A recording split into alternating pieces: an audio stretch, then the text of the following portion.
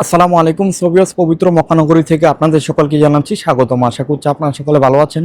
আজ আপনাদেরকে এমন একটি স্থান থেকে ঘুরিয়ে নিয়ে আসবো যেখানে কিনা জাহালিয়াতের যুগে বাপ তার কন্যা সন্তানকে জীবিত কবর দিয়ে দিতেন। তাহলে চলেন আজ আপনাদেরকে ঘুরিয়ে নিয়ে আসি। দেখতে পাচ্ছেন আমি সেই ঐতিহাসিক কবরস্থানের সামনে এসে পড়েছি। এটা হলো সেই জায়গা যেখানে কিনা বাপ তার কন্যা সন্তানকে জীবিত কবর দিতেন। দেখতে পাচ্ছেন সৌদি সরকারের পক্ষ থেকে এখান থেকে কখনো খননের কাজ হয় না। আপনাদেরকে জুম করে দেখাচ্ছি, এটা হলো সেই জায়গা যেখানে কিনা আমাদের প্রিয় নবী হযরত মুহাম্মদ সাল্লাল্লাহু আলাইহি সাল্লামের জামানায় কবরস্থানটি বন্ধ করে দেওয়া হয়েছে। এটা হলো সেই কবরস্থান যে কবরস্থান দেখে কিনা আমাদের নারী জাতিদেরকে শিক্ষা নেওয়া উচিত। এখানে কিনা বাপ তার কন্যা সন্তানকে জীবিত দাফন করে দিতেন। আমার পেছনে দেখতে পাচ্ছেন পৃথিবীর বুকে সবথেকে বড় ঝুলন্ত মসজিদ। এটা আপনি সৌদি আরব আসলে দেখতে পারবেন।